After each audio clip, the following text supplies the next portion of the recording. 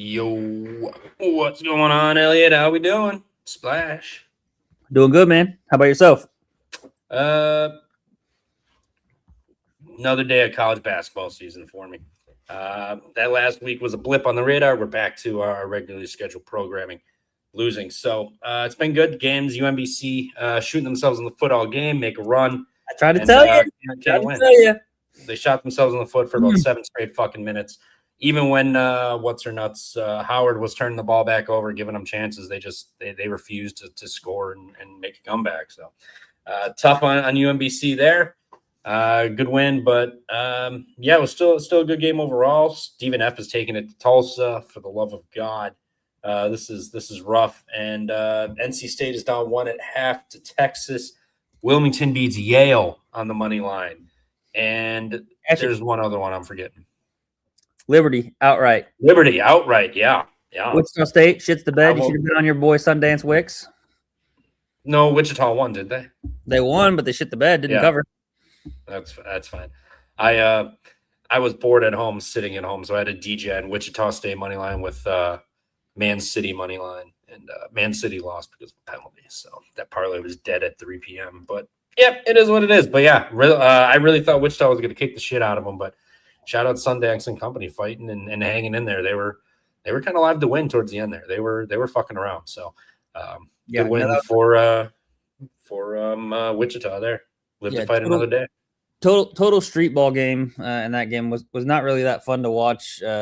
Wichita State kind of really struggled. I thought they were going to come out with a little bit more fire. They didn't hit shots too, especially in the first half. So wasn't able to get it done. They were kind of up 4 and had a weird flagrant 1 Class B technical foul, and freaking Wyoming shot 2 free throws. They each got to shoot 2 free throws. Wyoming made both of theirs. They're up 5. Wyoming made both of theirs. WSU missed both of theirs, so it put it out of reach from the cover of the 6.5. So once that happened and Wyoming was within a possession with 20 seconds left, I was like, "Yep, we're cooked." I was hoping maybe we could get Wyoming to make 1 of 2, and then Giles puts in both of them up 6. They get the ball back, get fouled, then go up 8, but did not come through. But what did come through, my Howard boys, man. I will say one of my favorite things to do is have a great cap on the show and then have it come to fruition. I said on the show last night I liked Howard. 1, because the MEAC and SWAC seem to do well in these playing games. 2, they've got the best player on the floor with Bryce Harris. 3, they're going to be all over the offensive glass, get a lot of offensive rebounds, create second chance points. They did just that. Over double-digit offensive rebounds led to 15-plus second chance points. And then you look at down the stretch when they needed a bucket when they were up 2. Who's the guy that ended up hitting it? Bryce Harris. Hits the go-ahead to put them up 4, put it kind of out of reach per se.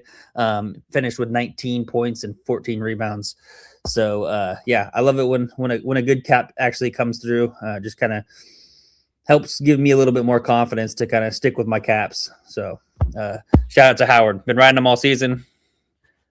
Minus 31.5 against Michigan State. Do we take Howard plus the 31.5? Whew, I don't know. We shall see. Michigan State laying 31.5 is ridiculous, though. Wait, sorry, who are they playing? Michigan. Yeah. Michigan. Yeah, sorry. I was like, wait a minute. They're not playing Michigan State. Hold on a second. Yeah, Michigan. I don't know. Michigan team. They can kill anybody by 50, but they can also just let anybody hang around if you're hitting shots. So that'll be an interesting one. Does feel like a lot of points off the rip, though. But other than that, anything else for tonight? I know we're sweating out NC State money line here, so let's hopefully get that to come home, and hopefully a miracle run by Tulsa to cover the 7.5.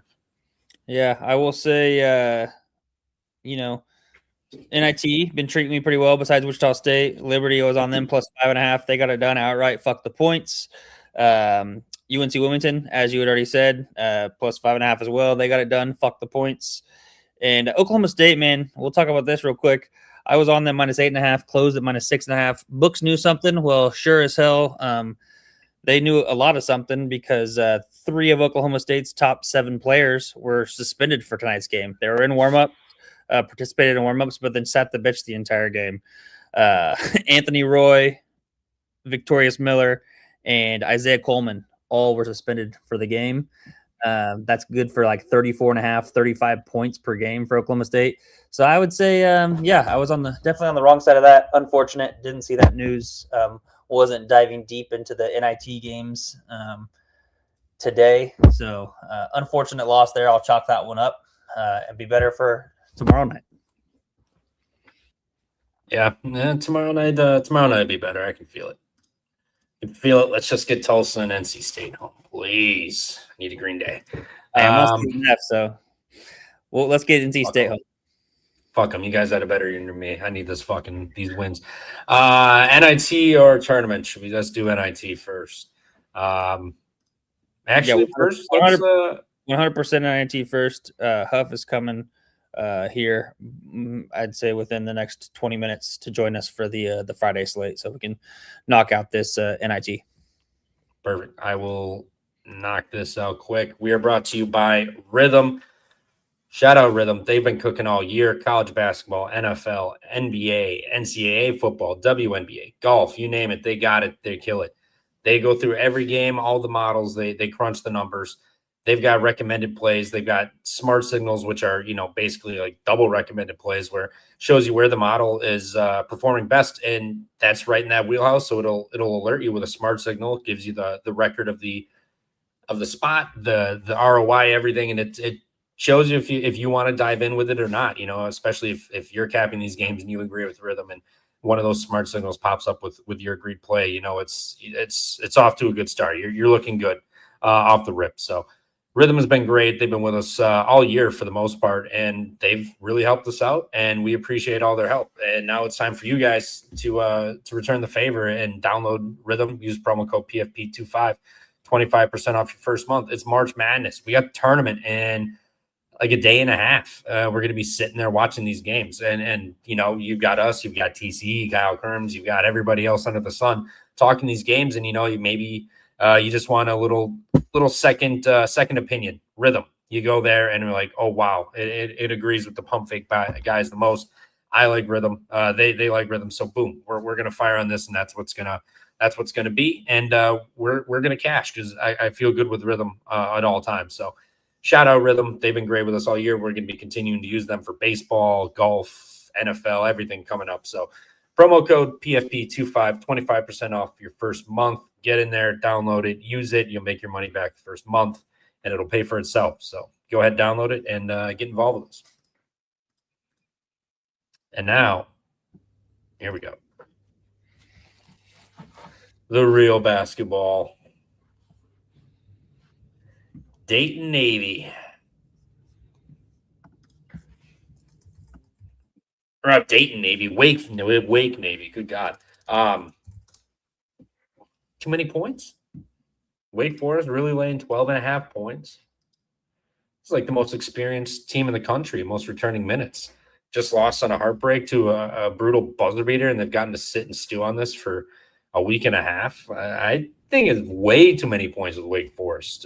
This team is. When have you ever felt confident with them? Even in the preseason, I mean, they beat Memphis by 1. Northeastern by 13, and that was at home. They beat Queens. Well, they busted up Queens. I'll give them that. But Longwood was a 3-point game as well. I mean, more often than not, they play close games and blowing teams out. UMass Lowell and Queens. That was about it. And Campbell. That was about it in the preseason where they're blowing teams out. Navy's a very tall team, very experienced. They got incredible heartbreak with that buzzer beater from BU or Lehigh to lose. I think Navy's gonna be ready to play here. These guys are all seniors, so this will be their last game to play. I think they're coming to play. I like Navy, and I like Navy money line, to be honest. Nothing about this Wake Forest team impresses me to where I'm like, all right, I feel confident laying 12 points against one of the most experienced team, and just a bunch of tall, just guys that don't quit. I mean, we've seen it all year. They've been dominating teams. So coming off that heartbreaker, I feel really good with Navy in the points and sprinkle some money line. Yeah, I'm right there with you on this game. I just think it's too many points. I'm not going to sprinkle the money line. I do think Wake Forest, will end up winning the game. I mean, you saw what Oklahoma State did tonight. down 10, 50-40 at halftime against Davidson. They kind of were able to get it back, and that was with down 3 starters. I haven't been super impressed with Wake, obviously, this whole season. Like you said, Navy, super experienced. They're going to want to end the season right. They're going to play hard. You know that. So I'll take Navy plus the points. I think we see a close game. Maybe you could even do like a little Navy money line first half as well, because they could be ahead at halftime, just coming out hot and ready. But I'll take Navy plus the points. Too many points here. They keep it within single digits. Yeah. Wake's defense. I mean, Navy's offense is pretty dang good, and I just don't see Wake being able to stop that. Yeah, this is a ridiculous line. Don't get it. I agree. G-Dub is playing Utah Valley. I will lay with Valley. They are at home, and this is where we like to back them. Coming off that just brutal heartbreak to Dom Daniels to not go to the tournament. I think they come in here with some pissed off energy, ready to play. This place is already hostile enough and tough to play. I get Castro's back, and G-Dub has been playing much better, but this Utah Valley team at home has been different. We've seen it for years, and they're coming off just a tough one, an absolute tough one, blowing an 8-point lead last 3 minutes to this. So I know Auburn's not playing well tonight, completely different. I think Utah Valley is ready to play in this tournament because they want to prove that they should have beaten Cal Baptist. It was a rough shooting game, lost in a heartbreak. I think they come out here and kind of put it to G-Dub, in all honesty. I like Utah Valley laying it. Yeah, I agree. I'll be on Utah Valley here. This will be a favorite that I take. These games in the NIT tomorrow, I'm actually kind of excited about to watch. A lot of good mid-majors, multiple conferences coming to play. So I just think, Utah Valley at home kind of have a tough travel spot for George Washington here. George Washington, obviously, you've got kind of the run and gun offense, but Utah Valley definitely going to be able to kind of, slow the pace down, especially defensively. Offensively, they kind of like to run it up tempo a little bit, and I think George Washington will allow that. Utah Valley will be able to kind of get inside, as well as kind of, use their solid guard play. Jackson Holcomb, I think he's a kind of a crafty big man, kind of tweener, I call him, in between that guard forward type. They might, struggle a little bit with Rafael Castro if he's going to play, which I would assume he would be. I'm not sure though. But yeah, give me Utah Valley at home minus the 2. I will take that. They get it done. Yeah, and some of these guys will just not play in these tournaments either. So I mean, I guess pay attention to that. But most teams play, but you do randomly catch where there's a guy who just doesn't play. So who knows? Oklahoma State tonight, suspension, but still no word of that. And then game starts. And, oh, by the way. Yeah. I probably could have caught it like an hour before. I mean, obviously I bet this game last night, so wouldn't have mattered. But the fact that I got it, like literally 45 minutes before the game, got the news. It's like, okay, well, you were basically screwed unless you waited to bet this right before tip. But yeah. Kent State, David. Illinois. What? Look at me play the day down there in Orem. The Peapod. Hey, good luck to your Wildcats as well, David. I'll be rooting for them for sure. Big 12, fellow Big 12 aficionado. Let's go Wildcats. Make a deep run. You guys got a squad. Yeah. Speaking of squad, Kent State heads to Illinois State. Normal, Illinois to play this game. Kent State playing pretty good down the stretch. Illinois too, but Kent State defense too good. I mean, 6.5 points is a lot. I know it's Illinois State at home, but Kent State's a tough team. I mean, they went to Wright State. They won in overtime. They beat Wilmington this year. Took Troy to overtime in the non-con. Beat Austin Peay. Beat UMass by 10 on the road. I mean, they're a good team. I know they struggled in the conference a little bit. Lost to that Southern Miss non-con, but they're still a good team, especially out of non-con. Off that loss to Akron. I'll take Kent State plus a 6.5. I think the defense shows up. They've shown they can go on the road to these environments and get wins. They did in the non-con. I think they can do that here. Maybe they don't win, but 6.5 is too many points. This is going to be coming down to the stretch. Give me Kent State plus a 6.5. Also, dogs. I feel like if you just blindly bet dogs, you're hitting at like a 60+% clip this tournament season. In all honesty, I swear to God. What, like Dogs NIT? are barking. All like conference tournaments, everything. Like blind, like dogs have been barking. Yeah, I'm not gonna lay it here with Illinois State. I don't mind John saying about that over. Definitely could see that just with Kent State's kind of style of play offensively. I know Illinois State's defense is pretty damn good.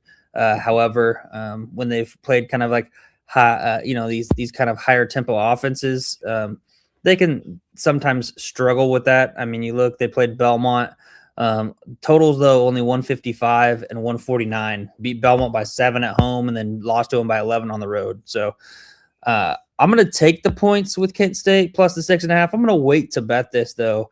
Might end up putting Illinois State in maybe a little money line parlay because I do think they win. I think this is a close game. I could see it coming down to the wire, just like the Yale UNC Wilmington game today. So I'll take the points with Kent State, but not going to bet it currently.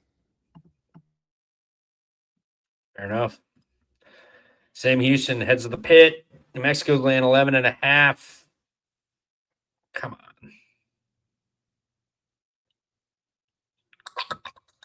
Too many points. 11.5. This New Mexico team, like, I know it's the pit, but come on. Sam Houston's been damn good. Just flopped on the stretch there and dropped in the conference game. New Mexico, I know it's the pit. I think it's just got a little too much notoriety built into this line. Give me new Sam Houston plus the 11.5. They lose this game by like 8 or 9. New Mexico is good. They'll find it. They'll pull it out. But winning by double digits by that margin, I don't know. That seems too much. I'll take Sam Houston. Yeah, I'm tempted to kind of lay it here actually in the pit, not necessarily because of a pit play, but more so just because of Sam Houston State on the other side of the ball. Kind of really struggled down the stretch, especially offensively, where they'd kind of been, fairly efficient throughout the year, throughout the season, when they were kind of 13-5. They're in Conference USA at one point, but the professional's right. All these numbers are all these NIT games have been close so far. I mean, shit, you look, Stephen F. Austin, 7.5 point dog. They're up 10 right now. South Alabama, 17.5. They're up 8 right now. So, all these dogs, like you said, the dogs are barking. Kind of scary to take it, but I'm gonna lay it with New Mexico. Kind of got just a little gut feeling that Sam Houston offense, they play super up tempo. They're gonna really kind of struggle against a far superior New Mexico team, and I think they get it done at home, and that leads to a rout. I think New Mexico wins by 15.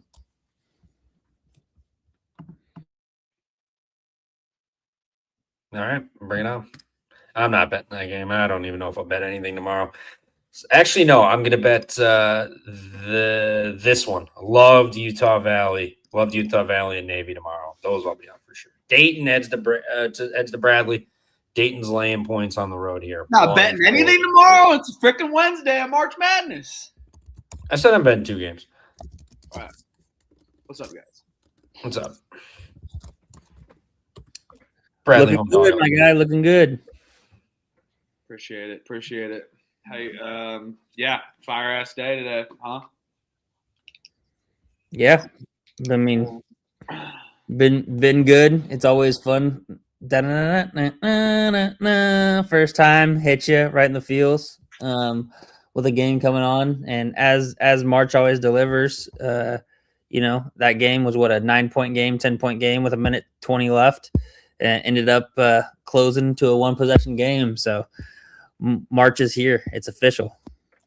Absolutely official. Fire ass game. Came down to the wire, and Howard always remain loyal to where your roots are. Thank you, Howard. Appreciate you. Fucking bet on them this season. Just did the stats. I'm 16-5 betting Howard this season with that game. So, yeah, fire Howard. But anywho, didn't mean to interrupt you guys. Bradley money line here. Dayton's frauds. Bradley at home. No sweat at all. Yep, retweet. Yeah, we're getting Bradley as a home dog. I think you could just blindly bet Bradley at home, and it's gonna fare well for you. I think they lost 2 games at home all season. One was the UT Martin there early on in the season, middle of November. The other one was to Illinois Chicago during their streak where they were just rattling off 8 straight wins in Missouri Valley Conference play. I will back Bradley here. I do think we see a little letdown with Dayton, especially after that max effort game against the VCU. Couldn't get it done, lost, gave up their chances. I don't know if they're going to be coming out to playing for anything. Bradley, they kind of always knew, penciled themselves in as an NIT team. They didn't have any chance of kind of getting there to the NCAA tournament, especially after losing to Northern Iowa kind of early on. Only thing that's a little concerning is Dayton. They just played on Sunday, so only 3 days ago, a little bit more fresh, whereas Bradley's had a completely opposite, have had 11 days off. But I'll still ride the Bradley Braves at home. On the money line, as a dog, give me that all day.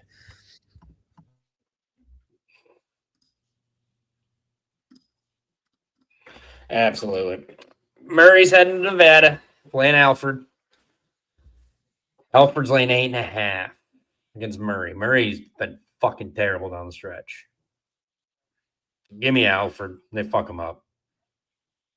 At home, Nevada. Murray, they were very underwhelming this year. Popped up in spots, but more often than not, they were very flat. Never showed up. I'll take Nevada to get him at home. Murray on the road, they're going to fall flat tomorrow. Yeah, I don't love laying points to Nevada, but this team's definitely been surprising, and I think their defense is honestly solid. This kind of feels like a random run Nevada could do in the NIT. I'll take Nevada with the points, but I'm not going to bet this one. Yeah, I'll lay it here with Nevada as well. Check the picks page. Probably end up betting it. I think I ended up betting every single game besides the Auburn game tonight, which should have just been passionately. It should have been a hatred bet and should have bet South Alabama, but stayed away from it. A little scared. They're up 8.5. Yes, John. But I'll probably end up betting Nevada minus 8.5, or I could even see like maybe Nevada minus 2.5 parlayed with Illinois State money line. Not to get as many units out there on the NIT, but still have a good little price for that. So I'll be on Nevada in some way, shape, or form. Yeah, I did bet every game today, by the way, just so you guys know. Let's go. Right now, we're first half money line and points. Attaboy. Yeah, hey Steve. Hey Steve, fire. Go buy Lily a nice little present. And I saw that 17.5 went to 18.5. So I'm like, man, people love. And then you get Auburn's player not even showing up, just completely just no showing the NIT. Wait, who no showed? I can't even think of who I saw. Starter? Yes. Welcome to the state of college basketball. I'm just gonna fucking leave and hit the portal. Deuces. I can't remember. I already told Huff that Oklahoma State came through without 35 points per game. 3 of their starters were suspended. Still got it through for you. So incredible team total over 81.5. I should have been on that side instead of Oklahoma State. Yeah, I'm glad I switched that. Even though I switched to Wichita State 6.5, but that's fine. They didn't cut. They That's hilarious. Keyshawn Murphy no show set the record in free throws and then just. Yep, that I couldn't remember who it was. I just saw. Max. I didn't know if I just got appreciate that, Max. But yeah, someone didn't know if I got like some people on Twitter with these like the Chris Hugheses of the world or whatever those guys' names are with the blue checks. Hey, Trevor got on It's that 2026. We all get got on the internet. Miami, Ohio. Travis Steele to. You can't. We all get got on the internet. I'm not the only fucking one. Yeah, I will say though, I will say shout out to Max though. He's got some good stuff there on X. So follow on X. Really good follow. Gives a lot of statistics, a lot of good angles, plays, things like that. So I've constantly see him. I'm dipping into his things, kind of getting his being a sponge, soaking up his knowledge that he puts out. Helps me with my plays as well. So shout out to Max. Yeah, shout out Max. OG. We used to do some Twitter Spaces with him back in the day when Twitter Spaces were more like popular too. So yeah, those Saturday morning ones. Veteran.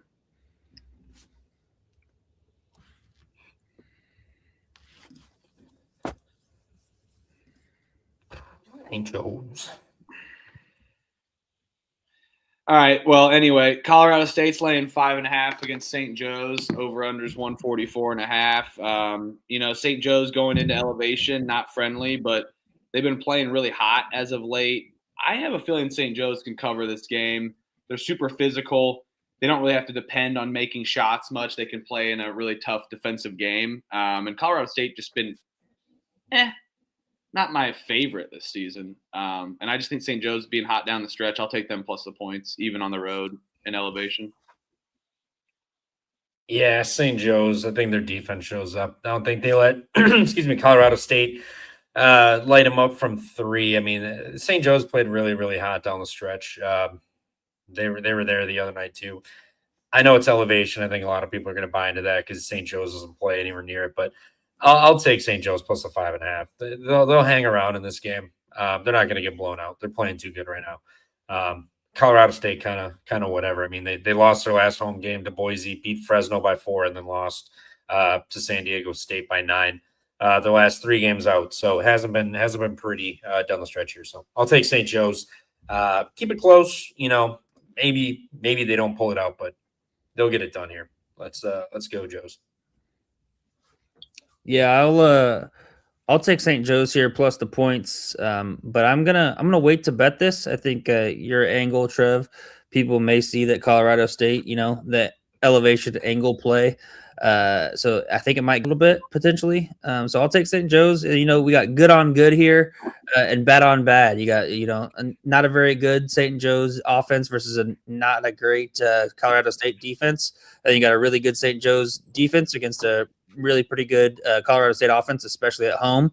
I just think that maybe St. Joe's guard play gets it done down the stretch and kind of keeps this in a close game, and they could eke out a win here on the road. All right. Sounds like we're all Joes tomorrow. UIC heads to Cali. Huff, your team playing the Bears. What are you doing? I'll go Illinois Chicago plus the points. Although I think Cal is a little better. Again, another hot team down the stretch, super physical defensively. I feel like it's a similar cap to St. Joe's that I'll be going with here. So, yeah, tough travel spot, but these mid-major schools play up for this NIT. Let's go. Yeah, I get they play up. This will be like one of the favorites I'm on tomorrow, or I like tomorrow, I should say. I like Cal. I think their 3 ball is going to be too much for UIC. UIC gives up a lot from 3-point.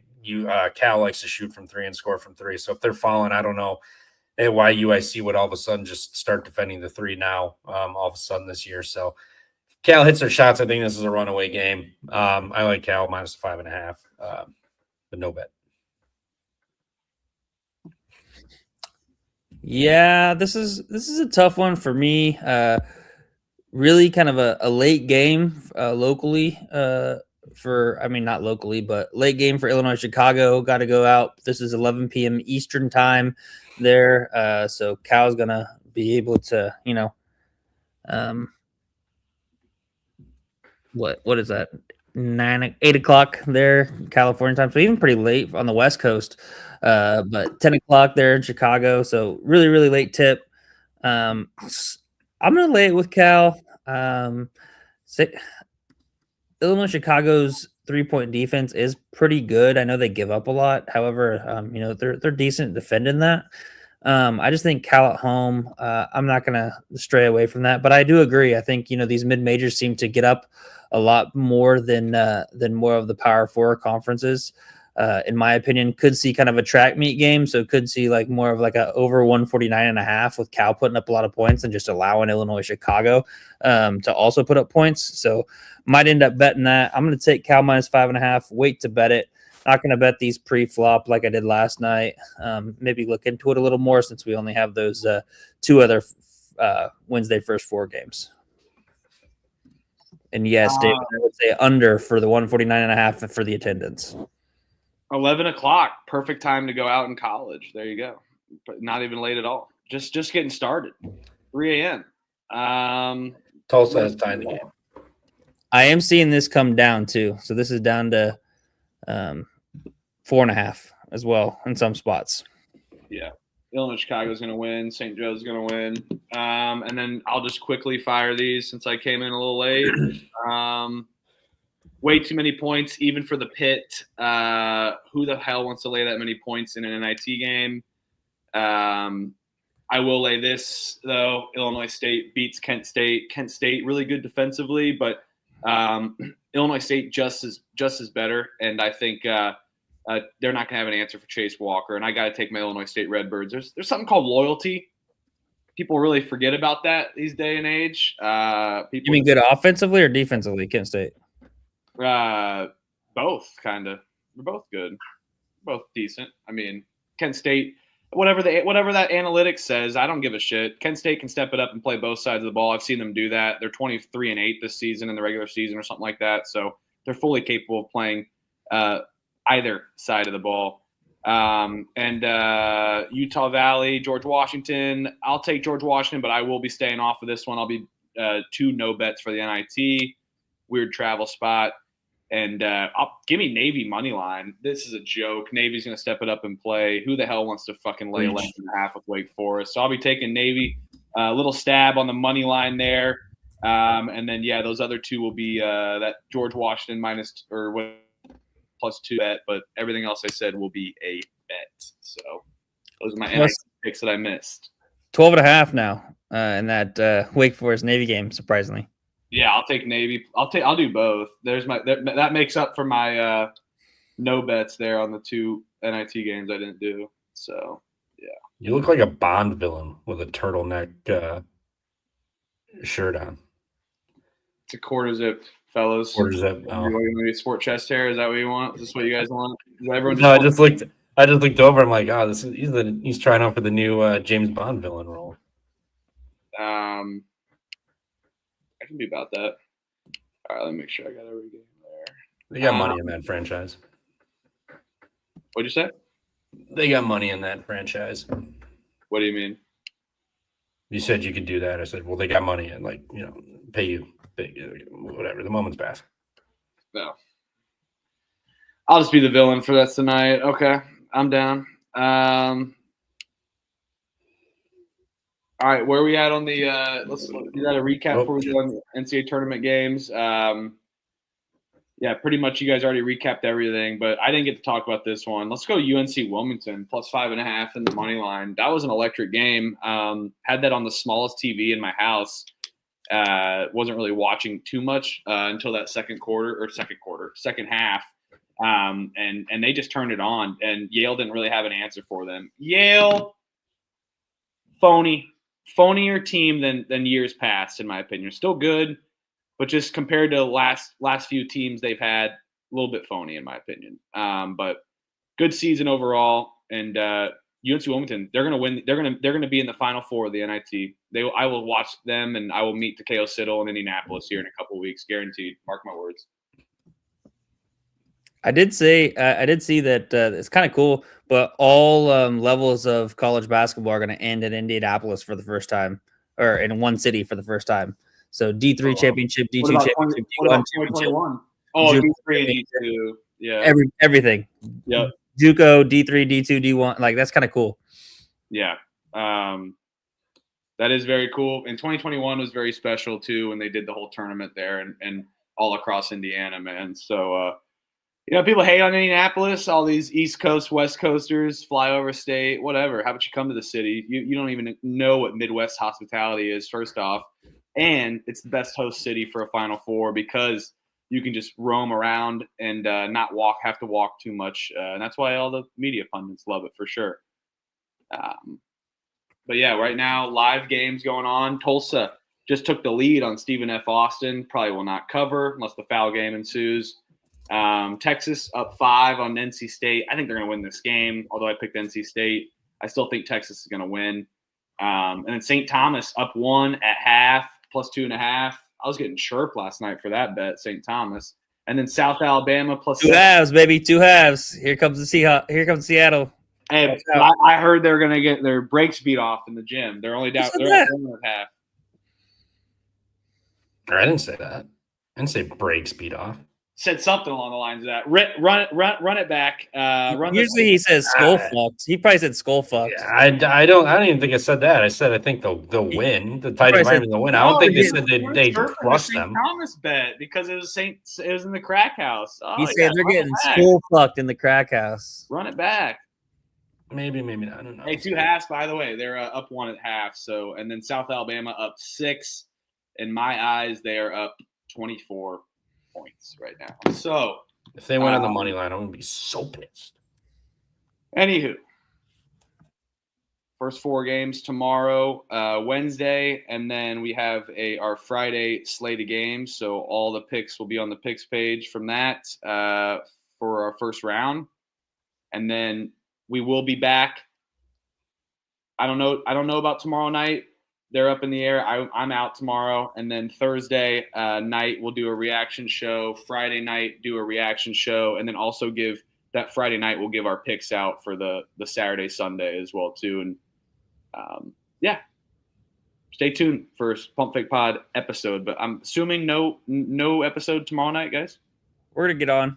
We're going to talk the 2 games that in tomorrow. Talk those 2 games for the Friday slate. And then maybe do a little fun little Pump Fake Pod bracket or something like that. Get some polls in the chat. Maybe have everybody in the chat kind of chirp and pick their best, and then kind of advance the teams depending on how many votes it gets. Something like that. Sounds like a great time. All right, we will be live tomorrow then. And then, Thursday reaction show going over the Thursday games. That'll be late Thursday night, so stay tuned there. Trevor said he may be boozing a little bit, so I don't blame him. I'll be boozing, though, but I will be in a hotel, unfortunately. So, and then I take an early flight out Friday back home. I land in Indy at 10 a.m. We'll be back live Friday night for the recap, and I'm assuming, I guess, Saturday too. So stay tuned. Friday night, we may do Saturday and Sunday picks. If not, we only do Saturday. We'll be back Saturday night for Sunday. So we're going to be live way after our schedule, different schedule than normal, and potentially a Saturday night show. We want to at least get this week off to a run because we're going to start getting condensed games next week. So, stay tuned for any scheduling updates here on our Twitter at PumpFakePod or one of our Twitter channels as well. And then just keep an eye out. Get your notifications on. Hit that like and subscribe button, but also turn your notifications on for at Pump Fake Pod, so you can see when the links are made and when also when we go live as well too.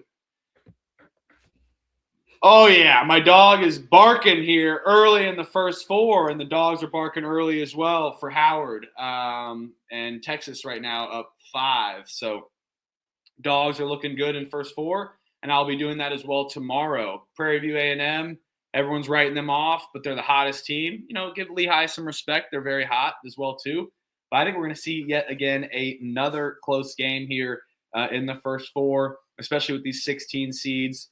I don't think there's going to be anything double 2 possessions at all. So I will take Prairie View A&M plus the 3.5. And my dog's barking. I'm going to take him upstairs. I'll be back in a minute. Oh, wrong removal. Yeah, I don't have statistical scientific data to back this up, but I feel like the SWAC teams always play well in these first 4 games when they're playing these other tournament champions, which is bullshit for the playing games. I think Prairie View's got better athletes. Lehigh's here because of a crazy Hail Mary buzzer beater that they got. It fueled them for that run the rest of the tournament. So good on them. That's what it's all about. It's March Magic. But, that was a week ago. You got time to wear off. You've figured out your opponent. Now you got to travel, fly. I think they come back down to earth a little bit here. Way too many points. I'll take Prairie View plus the 3.5. Maybe just money line. I think they win this game, and I think they win it by 7 or 8, honestly. But I'll take the points here for the sake of the show. Give me Prairie View plus the 3.5 over to Lehigh tomorrow. Yeah, I'm gonna take Prairie View as well. I agree. I said it last night. The SWAC and the MEAC seem to do. They're always in these playing games because they're one of the bottom 4 conferences. I agree with the professional. It's absolutely a travesty that these playing games feature the conference tournament champions. I think if the conference tournament champions are, they don't deserve to play in these playing games. You should play all these bubble teams that you're, like a Texas, like an NC State. Like that to be able to be the ones that are playing the playing games. I think it's absolutely ridiculous that we're having the champions face off. I mean, cool thing is one of them gets a win and can consider it a win in the NCAA tournament, just like Howard getting their first win tonight. But still, absolute travesty in regards to that. But I will be on Prairie View A&M plus the 3.5. I will say, looking forward to watching Nasir Whitlock. He's a guy from Lehigh that I've had the pleasure of watching kind of all year. 6'2" guard, really can score the basketball, kind of makes things go for the Mountain Hawks. He played really well there at the beginning of the season too. Watched him against Houston, West Virginia, Rutgers when they kind of started off the year. So they're battle tested.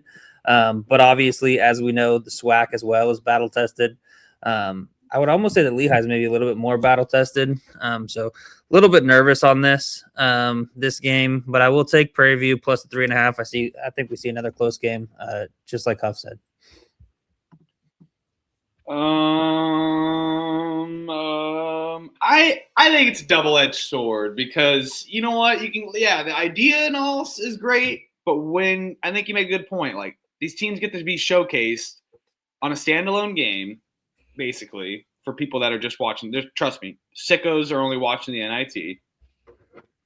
It's a standalone game that gets to showcase 2 teams. People remembered St. Francis and Alabama State last year, which was a hell of a game. So best first 4 game ever. I think it's a double-edged sword there, but I do agree they need to figure it out. So maybe if they do expand the tournament, they just make the play-in games like 11 seeds and 12 seeds or something like that. But if they expand it and they make like North Dakota State play fucking Wright State to get in as a 14 seed, I will start breaking down the NCAA tournaments or NCAA committee's doors. SMU laying 7.5 against Miami, Ohio. Get the fuck out of here. I'm tired of this disrespect. All these pundits. Tyler Hansborough, you are a bitch as well. We'll go play a Barstool or whatever. Barstool game. Well, how about you actually watch NCAA basketball, man? How many games have you watched Miami, Ohio play in? I don't know. You're not watching the Pump Fake Pod. I know that. But at the same time, if you are, I want you to know this, Tyler. We know you don't watch Miami, Ohio. We know you don't watch MAC games. We know half of these people, if not more, on social media that get paid the big bucks to talk college basketball don't watch these games. And it's disgusting. I don't care. If Miami, Ohio gets blown out by 15 tomorrow, but they're not because they're going to win outright. I don't care. These people don't watch college basketball. They act like they do. And when they do, they're only watching P4 games. Kiss my ass, media pundits. Miami, Ohio, hatred play here. Absolute spiteful play. Let's go Miami, Ohio. I already took them plus 7.5 on Sunday, and I took them money line as well. So let's freaking go. This has been bet since literally 6 o'clock on Sunday. Yeah, I like SMU. Everybody and their brothers on Dayton, good God, Miami, Ohio, excuse me. Tomorrow, it's come down a little bit, yeah, but it's just everybody's betting them. I get it, but they haven't. As it's SMU team's gonna be the toughest team they've played. They've got great guard play. Their luck's run out. Yeah, well, it's got to at some point. Maybe it doesn't tomorrow, so be it. But everyone, it's a tough game. I think Boopy Miller and company are going to be more physical team. They got the size down low. They can shoot. They'll defend it. I mean, they've been in these high-scoring games, and SMU's come out on the right side as well. So we'll see who does. But I think SMU puts it on tomorrow. I think, Miami, Ohio makes some shots, hangs around. But I think for a full 40, I think SMU's going to find a way to pull it out and get it done. Miami, Ohio has been fun, but I think it might come to an end here tomorrow. So I like SMU, but I'm not betting. Well, you should bet it. I want to talk shit. Not betting a play-in game? What the hell? What the hell's wrong with you, Trevor? I'm betting a few tomorrow. Save my bolts for Thursday. You guys have been the ones fucking winning. I've been losing all year. All right, I gotta count my bullets. Just get a second job. No big deal. Drive for Lyft. I'll be on Miami of Ohio. Or I guess I shouldn't say I'll be on Miami of Ohio.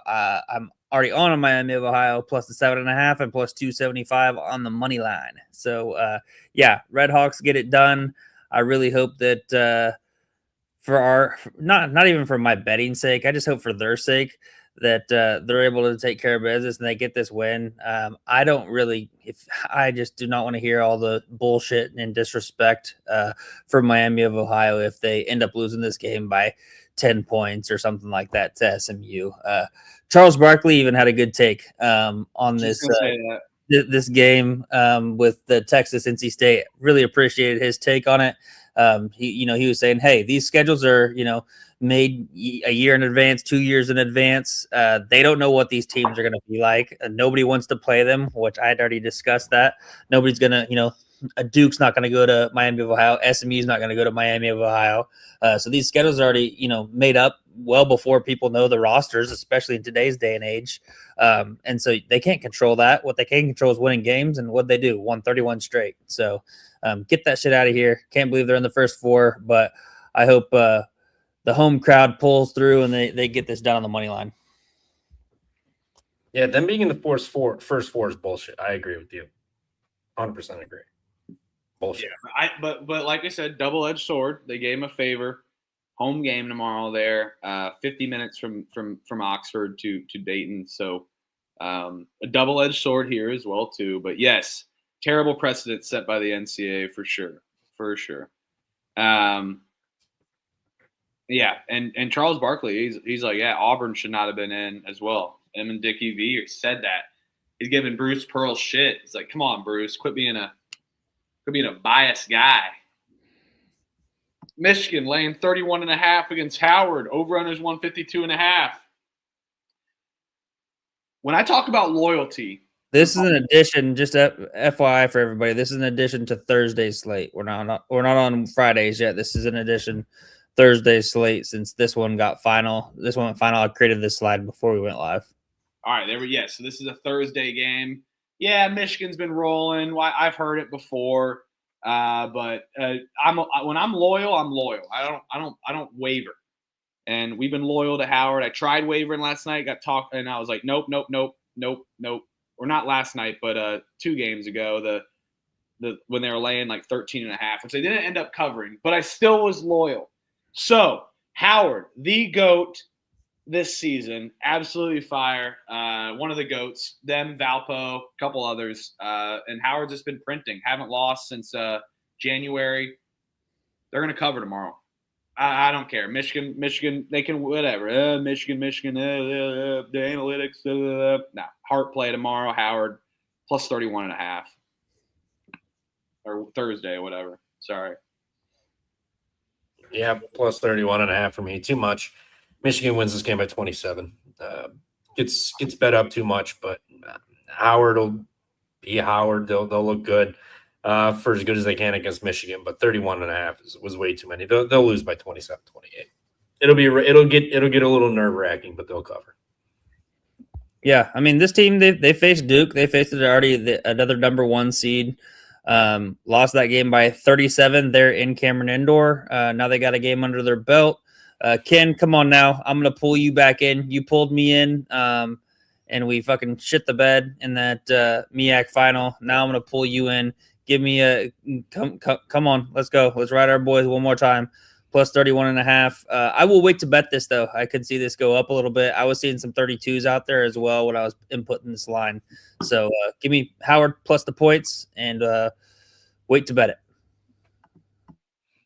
And UNLV has tipped off against UC Irvine. They're up 7 to start off quickly in the first 5 minutes, 12-5. NC State, Texas versus BYU. We can talk about that at the end of the game. Kentucky laying 3.5 here. They kick off Friday, the 7-10 matchup. I love that they're starting off with some bangers early. And I will actually be feet up on my patio watching this game. It'll be 70 degrees outside. Kentucky laying 3.5 against Santa Clara. Over-under is 160.5. Santa Clara advances and puts this terrible season to rest. Don't care how much Kentucky's paid for this roster. Don't care how much Kentucky da-da-da-da-da. Their season was ass every which way and through. And I like Kentucky more as a dog than I do laying points. You know, they had their run where they maybe were back in January, early February, and then they really shit the bed, losing 5 of their last 7, 2-3 in the conference tournament. But again, I think this is going to be an issue. You know, yes, Kentucky may have some athletes that can outrun Santa Clara, but this Santa Clara team is fun, man. You got, Darian and Graves. I think the guard play is going to step it up and be just fine. So they shut down Aberdeen. They shut down Oway, which, maybe can't shut them down, but can limit Oway. And just get him a little discombobulated, maybe get him in foul trouble as well. But Santa Clara, not the best team at getting at the line, but Kentucky does foul a lot, so hopefully can get some luck there. But Santa Clara, offensively, a juggernaut. Now they're on the grand stage. First time back in the tournament since Steve Nash back in the day, which they won outright as a 15 seed. The writing's on the wall here. Santa Clara puts this terrible Kentucky season to rest. Yep, retweet everything you said. Santa Clara 3.5 money line. I mean, you're already getting a little bit of a tax because it's Kentucky. You're going to get that little bit of Kentucky tax in there. And Santa Clara is a good team. I mean, this team is. Okay. So to put it into perspective, the WCC got 3 fucking teams in there. I mean, that's fucking impressive. You got to be really damn good to get in there. So I mean, this Santa Clara team, Kentucky on the road, we're already not a big fan of them. They had a big home presence at the SEC tournament. I'm sure there'll be fans here. It's Kentucky, but Santa Clara's, this is a big get-up game. You get a blue blood, and a blue blood that really isn't that good, in all honesty, and is very beatable. I think the Santa Clara team is the best they've had. I think they get them, and I'll bet you Steve Nash is there on the sideline watching this game, rooting on Santa Clara too. A little extra motivation. So let's go Santa Clara. They're going to beat Kentucky. Santa Clara money on. Yeah, first game of Thursday, the 11:15 tip. I took a dog in TCU outright on the money line, and I'm gonna do it again here. I'm gonna take the dog on the money line in the 11:15 tip on Friday. Try to start my day off right. I think Santa Clara, they've tested themselves, went on the road, got a really good win against Xavier when they were struggling, beat them by damn near 20 there in the Cintas Center. And have played competitive against Gonzaga. They've been tested, battled against St. Mary's. Kentucky though, this is more of a fade for Kentucky. And I think that Santa Clara's offense can really take advantage of Kentucky's defense, who likes to give up points at times. So I wouldn't mind the over 160.5 either. Could see possibly like a shootout game, but early tip, neutral site. I'm going to stay away from that. I know it's in St. Louis, Missouri, so kind of really close to Kentucky. Big Blue Nation's going to be there loud and proud, obviously. So they're going to have the home court atmosphere. Don't give a fuck. Give me the Broncos on the money line. Yeah. Their home court. They couldn't even defend Rupp as much this year. Akron, Texas Tech laying 7.5. Over on is 156.5. If you watch the Selection Sunday show, this is another bet I took. And we got so much CLV. What'd you get, 12.5? Plus 12.5. Akron. Plus 12.5. And Akron money line. Plus 3. I gotta check. Let me check on that real quick. But it was like plus 300 something. But yes, Akron plus 12.5. Got it. Got it good. Absolutely love it. I think that they're a fire ass team. Got to support the MAC, taking both MAC teams. And I think there's a chance that we could see an Akron Hofstra second round matchup as well to advance to a Sweet 16 bid. So stay tuned there. Yes. Akron has really struggled sometimes in the NCAA tournament. So I think this is a big win, but this is their most, to me, this is their most competitive team through and through, and all around team as well too. Give me Akron, especially the 12.5. I like it, and I like it all the way to 7.5 because I took on money line. So this is damn near the best CLV I've gotten all season. So maybe that's potentially a fade, but it's damn near the best CLV I've had all season. Moving that 5 points, basically, and like I kind of moved pretty quick, to be honest with you guys. It moved by like Monday. And I see 8.5 places still on some spots, DraftKings especially. So yeah, Akron gets it done. Offense is gonna swarm Texas Tech here. Let's go. Gotta get the MAC right. Yeah, I wasn't able to get that number. I'm still going to be on 7.5 in money line. It's god awful number, but what am I going to do? I'm kind of stuck with it. I mean, Akron's played really good. They've got an offense. They can play some defense. Texas Tech, I mean, Christian Anderson's, he's probably not going to be 100%. Who knows if he plays with that groin? I mean, Toppin out still. It's just it's brutal for them. I know Akron hasn't won a game. They're like 0-3 in the tournament, but the Texas Tech team is good, but they're injured and depleted. Watt's also hurt, rolled ankle. He won't be 100%. I think this is Akron's best shot at getting a win. I mean, I'm going to be on the points. I'll sprinkle the money line. I really wish I was able to get that 10.5, 11.5, whatever the hell it was. On that, but I wasn't able to. So I'm stuck with 7.5. I got the market. Where the market's settled at. So it is what it is. I'll be on 7.5. Hope you got a better number Sunday when we went through this. Yeah, I got Akron plus 11.5 with Huff there on that Selection Sunday show. Tempted to, even if it goes down another point or so, tempted to even maybe buy back on Texas Tech. Personally, I'm on Texas Tech to get it done in my bracket.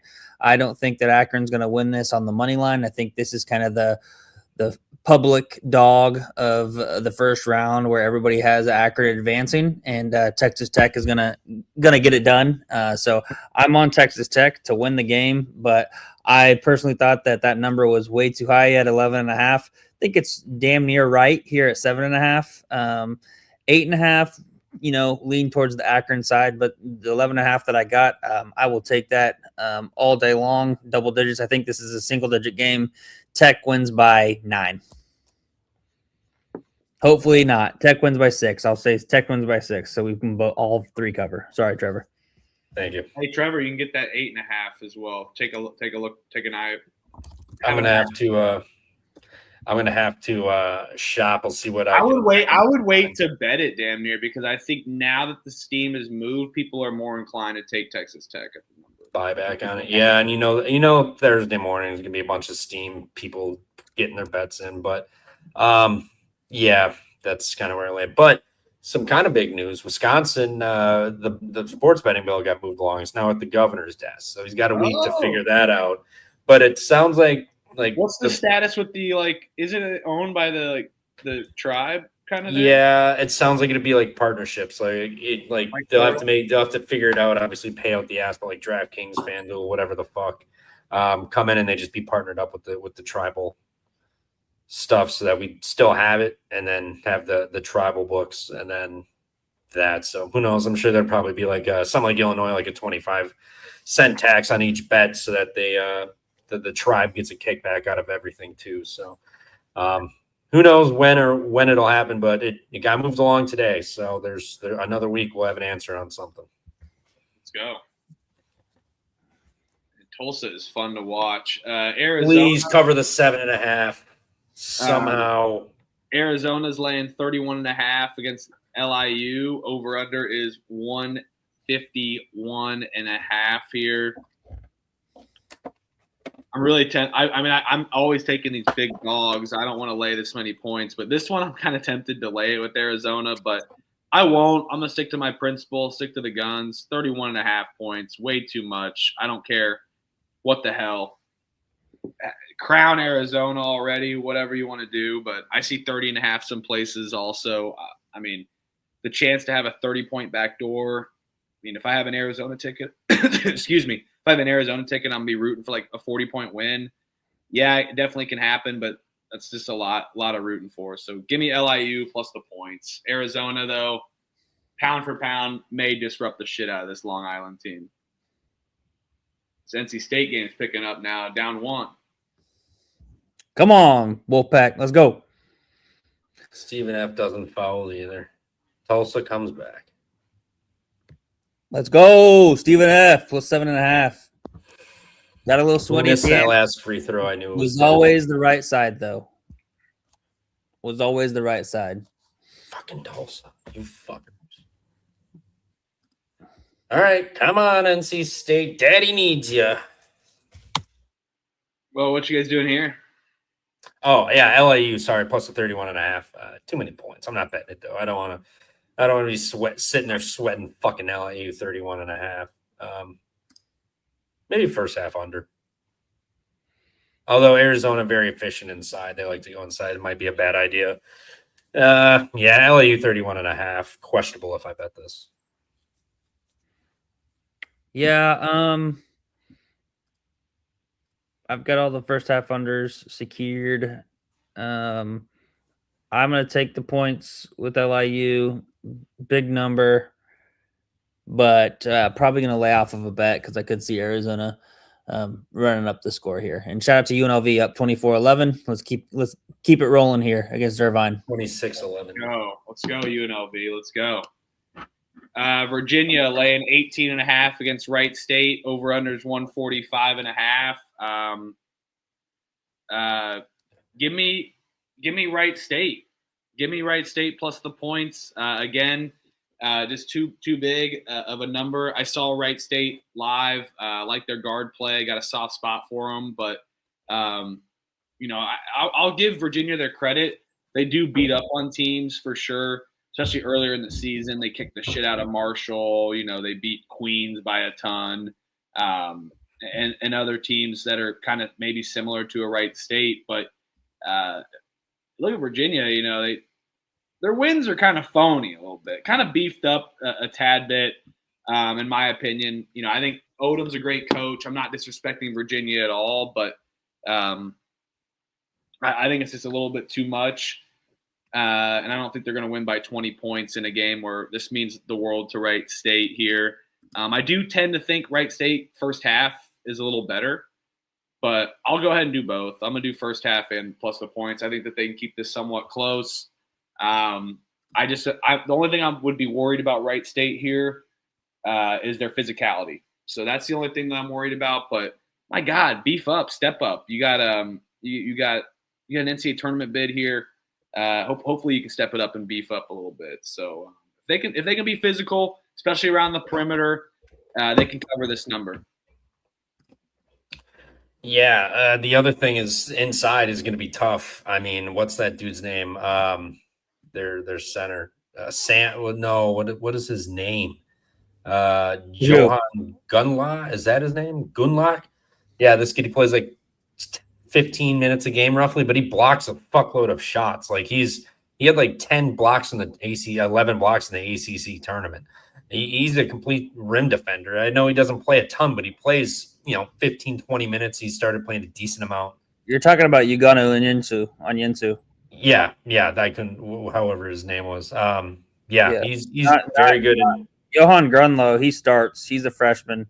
Ugonna Onyensu, the other 7-footer. He comes in. He was at K-State last year. Yeah, 9, 4, 8, 3, 3, 1, 4 in his last 7 games for blocks. Like he's an interior defender. And then that other guy, I got him mixed up, but yeah, the other guy's a blocker too. So I think the paint's gonna be tough. Now Wright State needs to make shots. I don't know if they can make shots a full 40 minutes. It's going to be tough over this Virginia team, getting rebounds and whatnot. I'll take an under. I think Wright State's going to have to, work the ball, try to find their open shots, take time offensively. I don't think they're going to get anything inside or get rebounds. And Virginia, I think, will get whatever they want. But I think it's the defensive end that really screws Wright State here. So I'll take the under 145.5. And Ryan Odom coming from UMBC, he's not going to take these teams lightly. He knows what happens when you do. Anybody can lose, it's especially March, and he's been a part of one of the biggest upsets of all time. So I don't think Virginia takes Wright State lightly either. Yeah, I'm gonna lay it here with Virginia minus the 18.5. Fun story with Wright State. They're in the Horizon League, but I just think they're going to get outclassed here. In my opinion, offensively, yeah, they're pretty good, pretty solid. I know you got to see them firsthand, Huff. So shout out to them and getting it done there in the Horizon League. But Virginia's defense is just going to kind of really kind of eliminate everything that they like to do. You're going to see typical Ryan Odom style defense, and Virginia can score as well this year. They've been playing really well as of late. Dropped that game to Duke, obviously. But I think they get it rolling here. And I do like that angle, Trev, of Odom coming from UMBC, Utah State, VCU. He's familiar with mid-major level basketball. He's going to have his guys ready. And a lot of his people were that are on his team are coming up through the mid-major ranks as well. So give me Virginia minus 18.5.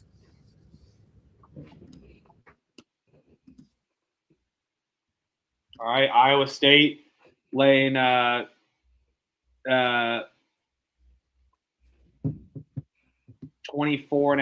I think, is still the number against Tennessee State. Over-unders 149.5 here. We know Iowa State's been a problem in March, but I think this one is not a worry here. I do like the big number, but we're going to do it a different style. We're going to take Tennessee State team total under 62.5. I think Iowa State just clamps them.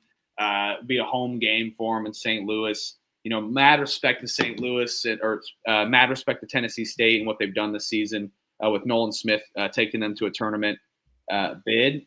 I think they are a good offense, but matchup here wise is a nightmare for them, especially with their guards then down low. And I just don't think they can stop Momcilovic. So give me Tennessee State team total under 62.5. Check the picks page on what I do on this spread here with Iowa State if I bet it, or just do the team total. Yeah, Iowa State for me. I mean, Missouri's pretty damn close. This is going to be a home game for them. I think Iowa State just runs amok on Tennessee State. Good year, fantastic year. Made it to the tournament year one. But you're running into Iowa State here, and I think they just assault you. So lay it with Iowa State here. Yeah, it's surprisingly a little bit longer of a trip than I thought. It's only about 3 hours from Ames, a little over 3 hours, 3.5 to Kansas City, where they show out always Hilton South. Just under 6 hours from Ames to St. Louis. You can bet your bottom dollar that all of those fans that were in Kansas City will also be in St. Louis as well. They travel in droves. Tennessee State, the one time that they took a step up in competition, kind of in similar comparison, was Tennessee on the road. And Tennessee, in my opinion, is not near as good as Iowa State. They lost that game by 29, only scored 60 points. I think Iowa State's defense is better. I also think offensively they're going to kind of be able to get what they want. I will lay it here with the Clones minus 24.5. I think they run away with this. Kind of start out strong here in tournament play, and they get it done. What seed are they? Are they a 2 seed? Or Iowa State 2 seed, I believe. Yeah, that's what I thought. They're a 2, bottom right bracket. Last time they opened up as a 2 seed, they only won by 17 against South Dakota State, which good South Dakota State program there. Tennessee State, first time dancing under Nolan Smith. I think Iowa State puts it on them. I'll lay it with the Cyclones bet. Alabama, woo! Roll them, smoke them.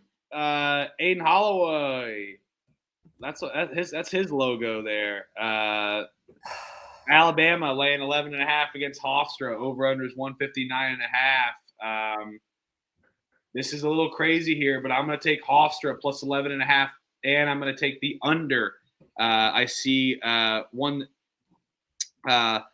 see a little bit better of a number, tad juice, but under 160.5 for Alabama Hofstra. It's a tad juiced a little bit, but I think it's worth it. I don't foresee any team getting above that number and eclipsing that. I think Hofstra, they may not have a choice to be able to run with Alabama, but at times Hofstra's going to be able to get control of this game. Maybe have to not do it for the full. I mean, they're not going to be able to control the whole game, but I think they're going to be able to control good spurts of this game that could really slow this down as a total. And we're getting just a high number based on Alabama alone. So, yeah, I like Hofstra plus the points. And I like Alabama and Hofstra full game under 160.5. I like the 159 too, but I'm going to take the juice 160 a little bit. Yeah, I'm with you, Hofstra plus the points in the money line. I think they can get this done.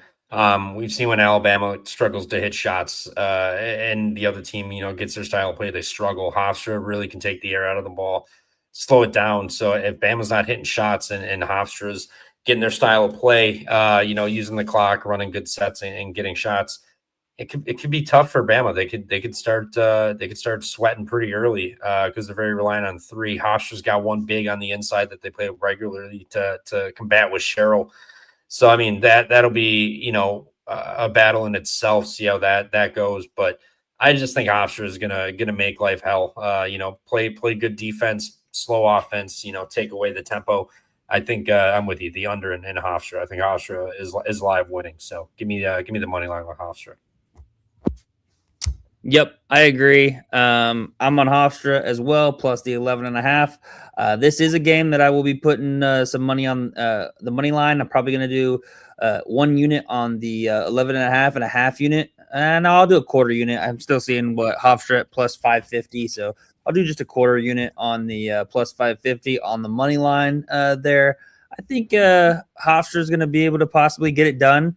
You've seen them. They've stepped up against Power 4 teams kind of all year, kept it close and competitive against UCF, was winning that game down the stretch. And then UCF was finally able to take over that game, and they ended up winning by 4.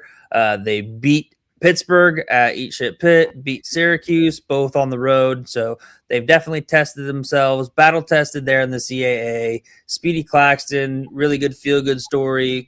Will be a good March Madness story with him. Hofstra not being in the NCAA tournament. Last time that they were there was when he was with Hofstra as a player. Now he leads them back. So yeah, I love Hofstra here in this spot. You look at last year, Alabama, had really struggled against Robert Morris, only pulled that game up by 9. That was them as a 2 seed. I just think that Hofstra is going to be able to get it done. The distraction of Aiden Holloway just adds to the juice. So, yeah, let's give me Hofstra. Lock it up, sprinkle the money line. Let's go. Utah State versus Villanova. Utah State laying 1.5, 2 points against Nova. Over/under is 147.5 here.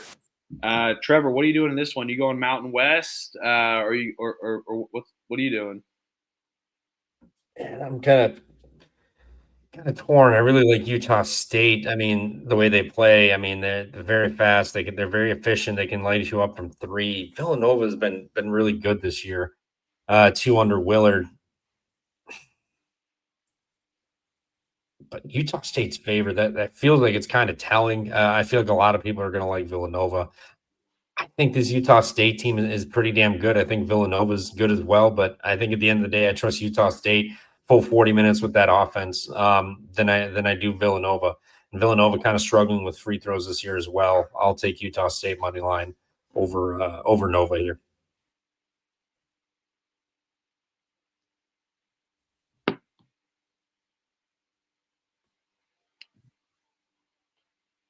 All right. I don't know why I did that.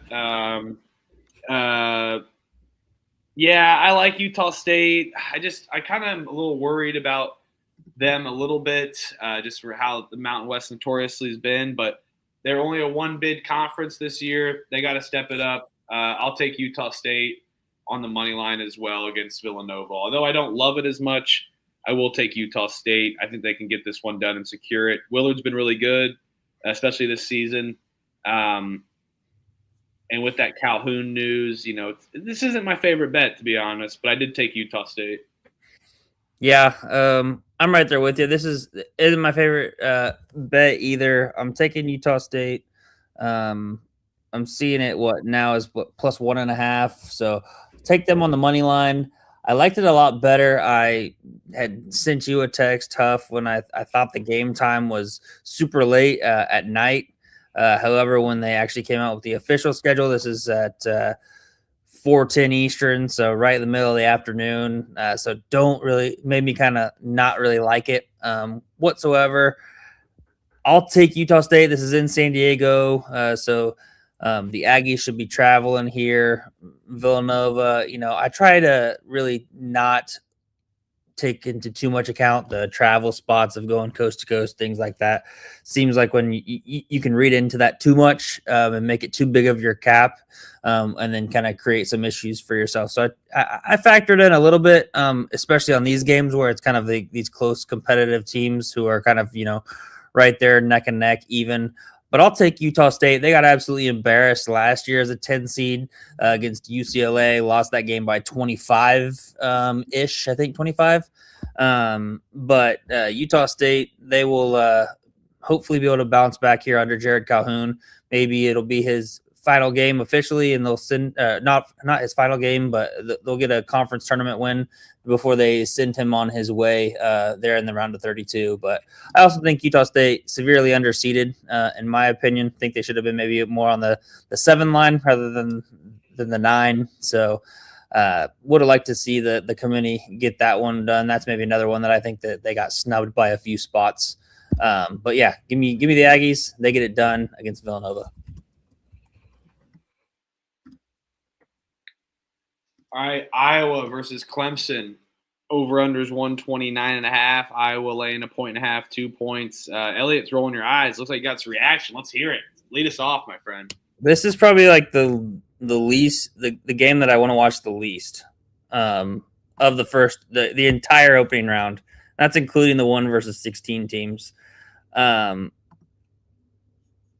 be watching it, of course. It'll be on one of the 4 TVs.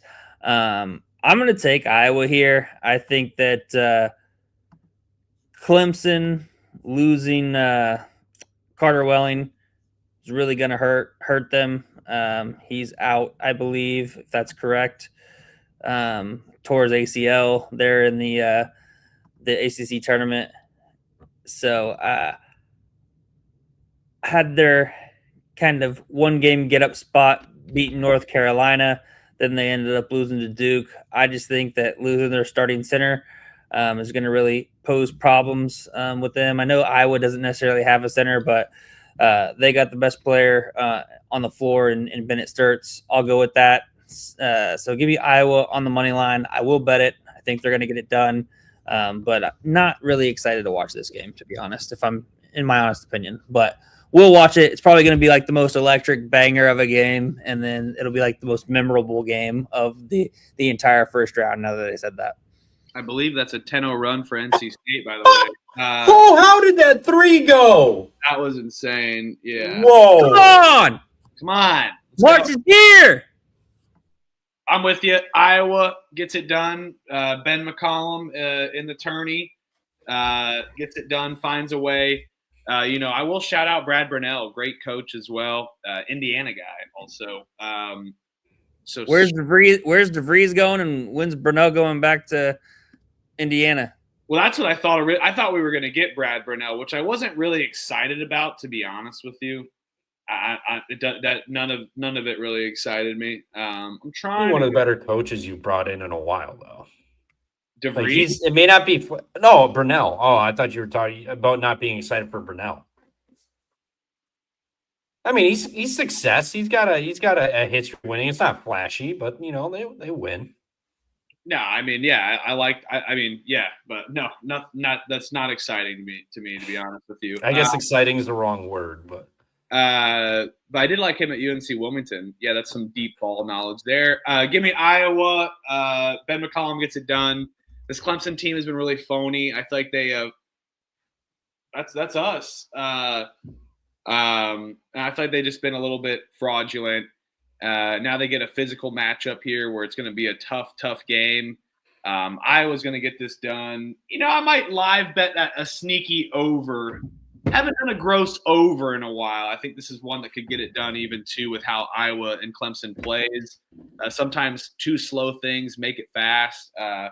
So slow ride. Let's make it easy. Iowa money line, and we will live bet a crazy over there. Iowa Clemson. yeah, I'm with you. 129.5 is incredibly low. You got to bet it over there. Yeah, I like Iowa money line too. Bennett Sturts, best player in this game, and guard play wins you March. It's time for Bennett Sturts, and Ben McCollum and Sturts have gone through D2 national championships, and they've gone through March stretches. Obviously, this is not quite the same thing, but I mean, they've gone through March. They know what's needed to do to win. So I trust Iowa here. I'll take money line over Clemson. All right. Cool beans. St. John's laying 10.5 against Northern Iowa. Over-unders 132.5 here. Trevor, what you doing in this one? You taking another defensive game here, St. John's versus Northern Iowa. Who you got in this one? Yeah, I like the under 132.5. Northern Iowa, they're not going to play with pace. We've seen that. This is a neutral already, and St. John's traveling across the country is not ideal. They got really fucked in this whole thing. 5 seed and fly across the country. They really got fucked in this one. But, yeah, across the country, they got great defense. Northern Iowa plays slow, great defense as well. St. John's, we've seen them go, 18 minutes of game time without scoring. I think an under is a real possibility here. This game's got like 69, like 61, something like that written all over it. I like the under, and I like Northern Iowa with the points here. I think if it goes that way where it's so slow and ugly, I don't think Northern Iowa money line would be super crazy. Because if St. John's ain't hitting shots and Northern Iowa's getting their kind of game, that's where they're going to be most comfortable. So I don't think that's a super crazy one. Obviously, I don't want it to happen. I got St. John's decent in my bracket, but I wouldn't be incredibly shocked. Oh, terrible defense. Yeah, I think St. John's gets this done. I did like Northern Iowa originally, but they were playing hot down the stretch. But I don't think defensively and physically they're going to have an answer for the St. John's team. And like you said, St. John's is pissed off. I'm not really as worried about the travel out west. So what a shot, tough shot. So I'm not as worried about the travel there as you are. And I just think they're going to outmatch Northern Iowa physically. Oh my God, this March game! Holy shit! Come on, Texas just hit the shot. No, they didn't. March, baby, let's go. Now Darren Williams, bang, 3, 1-point game. You guys are fucking ahead. God damn it. It's fucking streaming bullshit. God, when you were ahead, I never bitched about it. So it's just like it's I was just ahead one time. One time. It did not happen one time. It's happened. You have a faulty memory because it's been like 20 times. Ever since I moved to this house, I've been behind you. I think it just depends what streaming service you're doing. Maybe I don't know. YouTube TV. What a shot by Trayvon Mark, though. That was an incredible shot. Fantastic game. Oh, yeah. No, I'm gonna be on St. John's here. I really at first was wanting to be on Northern Iowa. Was trying to find a really good angle. I think people forget, just how good Ben Jacobson is, and they've been pretty damn good in the tournament. But I think they got a really bad matchup here with St. John's kind of rolling. I do think, people are going to overreact just a little bit with St. John's, just seeing how they've kind of finished out the season, including that 20-point win against UConn. But they're a solid team, man. So I think they'll be able to get it done. Again, another 12-5 matchup where I see the 5 seed advancing. Don't really see the typical 12 seed upset. So yeah, that's out on Texas. Let's go. But yeah, so let's we'll roll with St. John's here minus the 10.5. Come on, Parlay P. This is what fucking March is about, baby. Yeah, St. John's rolls. Northern Iowa hangs tough for the first half. So I was just about to say that. If you want to play Northern Iowa first half spread. I like Northern Iowa first half. St. John's runs away in a game of attrition. No 3. I almost want to just mute everything right now. I'm muting. Come on.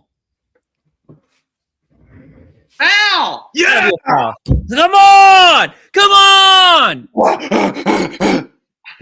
Trevor! There's the inbound. Please, run down. Please, Try. God. Trevor, you fucking imbecile. What the fuck are you doing? You fucking idiot. UCLA. You fucking scumbag. Laying 5.5 against UCF. Over unders 152. You really see people's true colors when they think they're on mute. Literally, this whole show is fucking recorded. Not like you can go back and watch it, motherfucker. I don't like to go back and listen to myself, but I will tomorrow or later. This. I mean, Trevor's. Oh my God! Come on, dude. Come on all the way. Come on, dude. He is oh my God! shitting How did he miss himself right both now. fucking? Oh no! How do you miss Oh my both God, free throws? How do you miss both of them? Both? Unreal. No, don't foul.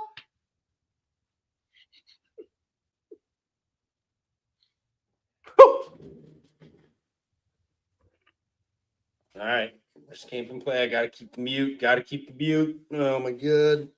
Oh, dagger. I will say that Check Coach a bad 3. Check a bad 3.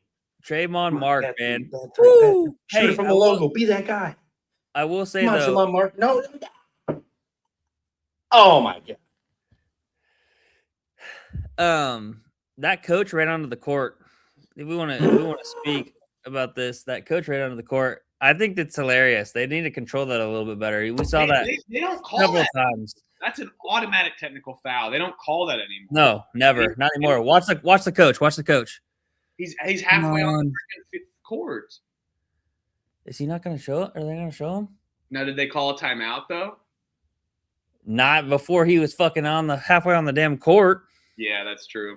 NC State should have inbounded the ball quick. No, not a bad time to say you're on Texas, Crutch. I'm glad somebody's going to win. Like we always say, Taylor should fade us. We don't care. Hopefully hopefully we win a lot. But yeah, if you fade us all the time, you'd be losing a lot. You'd be down 75 units if you're fading Huff all season. But at least somebody wins. Incredible game. Can't win them all. Yeah, we're gonna win this Can't one. win any. NC State's gonna make this make this half court shot though. And we're gonna go nuts like we did against Iowa State, Arizona last year. This line sucks, but I will lay it with UCLA, the 5.5. I like UCLA here, just because I want to see Dan Hurley versus Mick Cronin. Dan always hurling out insults, and Mick Cronin, absolute bitch matchup to get to the Sweet 16. I kind of want to see it personally. This number is a little gross, but I think UCLA, they looked really good against Michigan State. Then shit the bed the next game. But for how well they played, they can step it up and be a very good team. We know UCLA's got some history in March here. Gross ass number, but I am going to lay the 5.5 with UCLA here. I'll take the 5.5 with UCF. But Bilodeau's got a sprained knee. Dent's all banged up. They're two key guys that are hurt. UCF's got size, length, athleticism. I think it'll be too much for UCLA here. Give me Who's UCF. not banged up, bro? It's freaking. I know, but UCF isn't missing key guys or have key guys with knee injuries and shit the game prior. So I thought he called please hit this fucking shot. I did too. I thought he called a foul there. What a game. What a game. What an incredible game. Oh, you got to throw it. Oh, my God, he caught it. And it's blocked. Go fucking figure. You back with us? Can you hear us now, Trev? Yeah, I'm back. Hey, shout out to Sean Miller, king of the first four. Beats Texas last year with Xavier, and now takes Texas. I did say that last night. I was worried about that. You did. I know, Parlay. Dusty, he must have that goddamn cable. He's goddamn 15 seconds ahead of us. Because he's got that damn cable, not that YouTube TV or that streaming. I miss my cable. Freaking damn Arizona people. Hey, speaking of that, Dusty, what taco place did you go to tonight?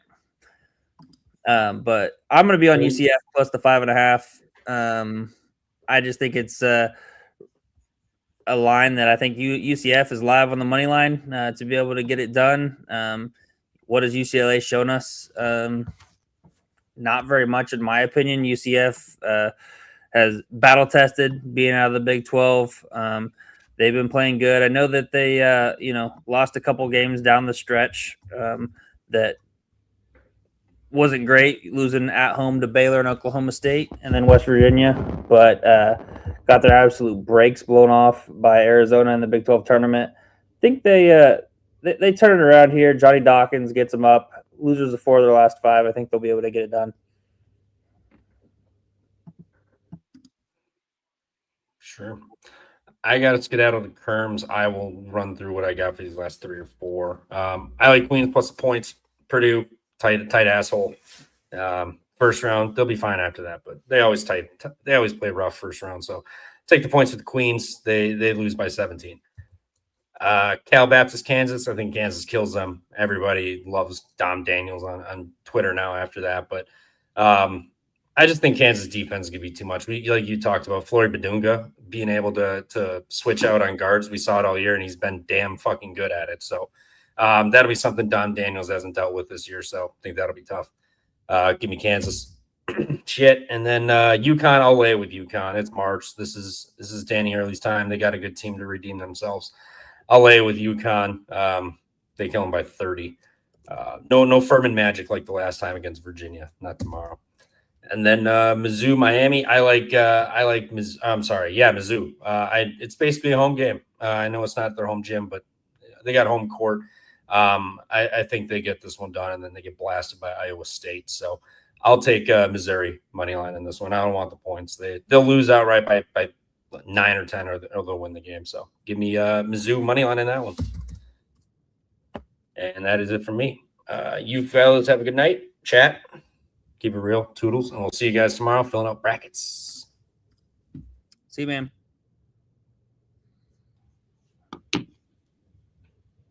All right.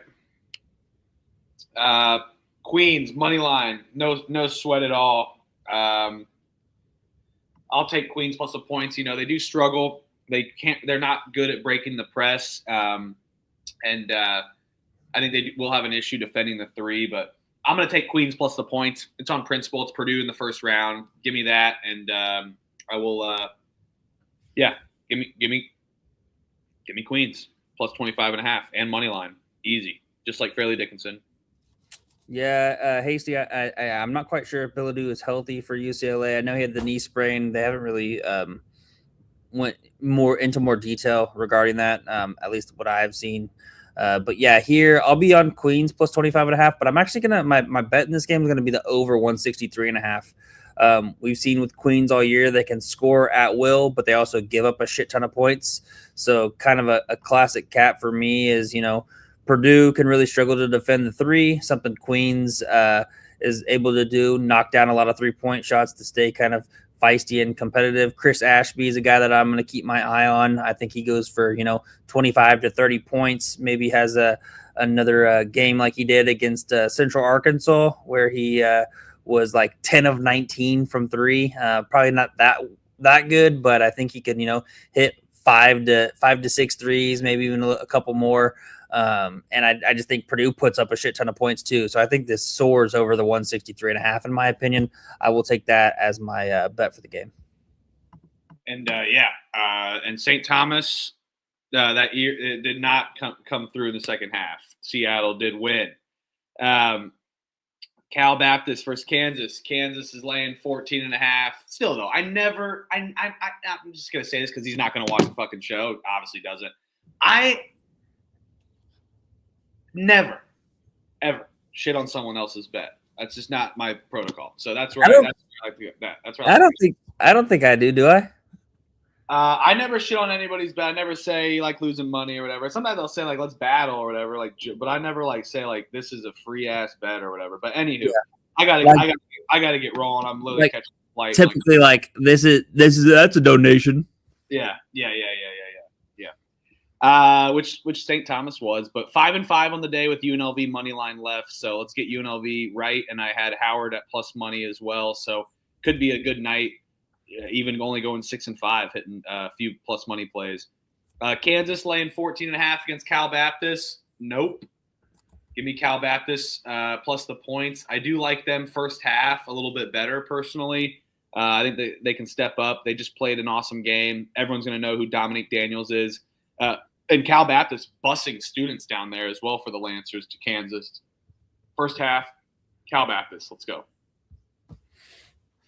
This is kind of tough with it being in San Diego, California. I think that's kind of a unfortunate spot for KU. However, I've already bet KU minus the 11.5 when it opened. I said it kind of on the show on Sunday. I just think that it's a bad matchup for Cal Baptist wanting to play in the half court, where KU is a really good half court defensive team. You got Bill Self plenty of time to prep and prepare for this Cal Baptist team. If this was more on like a quick turnaround, I think it could be, pose a little problem. But I think KU really struggles with more of the up-tempo style of play like they did last year with Samford when Samford came back on them in the first round. So I will be on KU. I am on KU minus the 11.5. 14.5 gets a little tricky. Probably would still lay it with them, but that's about as big as I would get. I think that they could win this by 15, maybe a little bit more, but not super, super confident. But give me KU minus the 11.5. Bad mismatch, like I said. Pick and roll with Dominique Daniels. Flory Badunga is going to be able to guard that. They're not going to have anybody to match up with the size of athleticism. Darren Peterson on the national stage shows out. Yep. I like Cal Baptist first half better. Furman versus Connecticut. Connecticut laying 20.5 here. I think it gets done. I'm gonna take a stab at Furman team total under 59.5. It is gross, but I don't think they're going to be able to score 60 on UConn in their defense. Furman going to be outmatched athletically, but it's just a lot of points. I don't love taking an under there on 59.5. So I am going to bet every game in these all 32 games here in this first opening round. I check the picks page. I'm either going to lay it with UConn or take Furman team total under 59.5 based on defense here. Just the low under. It's tough laying that. Yeah, no, I'm right there with you. Kind of a hard number. Kind of like the over 136.5 in this game, but I don't really like. I'm with you. I don't love playing a lot of the overs, especially in that first round. Give me Furman plus the 20.5. I think that they've got the size to kind of hang with UConn down low. But the shot making and ability for UConn could really be strugglesome. The only problem that I worry about is just the fact that UConn off of that complete ass kicking that they took against St. John's. So it could be just kind of a prove it game for Dan Hurley. And you know what he does. He just runs up the score on teams. So could be a little concerning. That's what makes me tend to go to the over 136.5 instead. That's actually what I'll end up playing. probably the last over that I play. Love having a first half under and then with a full game over. But hey, it is what it is. Two-side angle. All right, final game for our show here. Miami against Missouri. Over-unders 147.5. Oh, I've heard it before. Missouri's in St. Louis. Oh, yes, I know. I've been there. I don't give a shit. Either of those Missouri basketball fans. Give me Miami.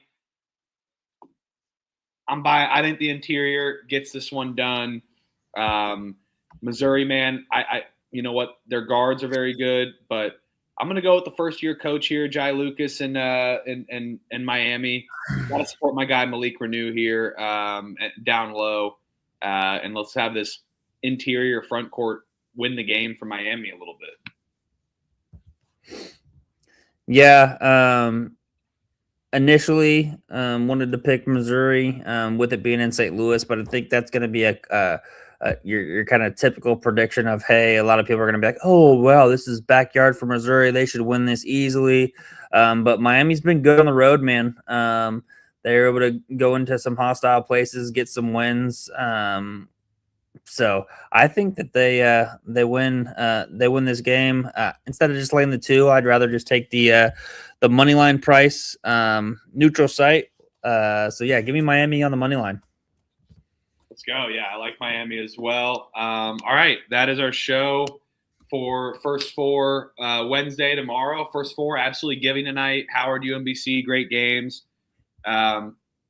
If you watch the World Baseball Classic over that, then I'm sorry. I don't even know what that tournament is, to be honest with you guys. And if you're upset about USA losing, like, it's a phony-ass tournament to begin with.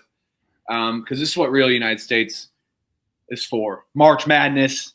Let's talk about March. We got enough baseball. It's going to be all baseball all summer. Awful. But March Madness, absolutely given tonight. Howard, UMBC, and then Texas, NC State gets it done. All good NIT games all around. So, yeah, sitting at 5-5, but got UNLV money line 6-5, so we can get some good plus money plays. So that'll get us to 75 units on the year if we can get UNLV home. Yeah, that'll be it's 1,714 and 1,478. That is my record. Almost 300 games above a loss. So just shy of 300 games above my losses. So been fun-ass season. Going to continue riding it. I will not be on the show tomorrow. Looks like they're going to be doing a show for the games that just finished up, like BYU, Texas, which will be next. And then but I will be back Thursday night. We'll be late Thursday for a reaction show whenever those games finish up at 10 o'clock. And then Friday we'll do the same. Saturday the same, and then we'll figure out what our schedule looks like the following week. So stay tuned, everyone. Appreciate you guys. Elliot, any final thoughts before we get out of here? Yeah, no, sitting 5-3 tonight. Kind of a good little night. 1-1 in the NCAA tournament, but NIT's been good so far. 4-2. UNLV plus 2.5 pending. Looking good so far. But like I said, tale of two halves. So not gonna chalk that one up or jinx it. But yeah, give me a good start to the March Madness tournament season. Look forward to keeping it rolling with some more dogs tomorrow and some NIT, and then the best couple days of the year are going to be upon us here. Right off the bat. So can't wait. Time to enjoy it. I built this TV wall with the 4 TVs for not really the sole reason, but one of the main reasons was to have all 4 of the March Madness games on at once in my basement so I could watch it. So to kind of fulfill one of those goals that you set out for yourself, several years back, it's a good feeling. So gonna sit back, smell the flowers, like you always say, enjoy the hard work that I put, not only into this podcast with you and Trev, but just the hard work I put in, to get where I'm at, and just kind of appreciate the journey and enjoy the fruits of my labors on Thursday and Friday while I kick my feet up. Absolutely. That's beautiful. Couldn't have said it better myself. Yeah. Fruits of the labor. We both got our own homes. It's unbelievable. Good and hard work pays off, and hard work's paid off for us on the Pump Fake Pod. As you're like 100, 200 above win-loss record. I'm 300, so been absolutely dominating. And it starts early, and it started early, way back, and we'll start early again for this year, the following season. So thanks everybody. I will not see you tomorrow night. See you guys Thursday to talk about all the games that tipped off, and it's gonna be a fun one. Picks page will be posted tomorrow. I got to catch an early flight. Peace and love, everybody. Yep. Safe travels. So you guys Thursday.